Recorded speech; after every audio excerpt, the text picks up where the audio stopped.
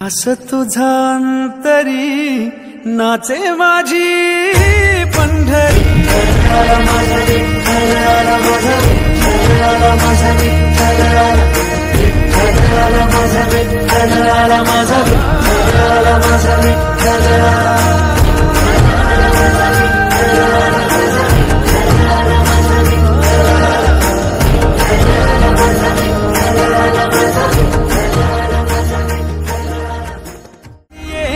दर्शन दे बात पाहे रखुमाई विठ्ठली।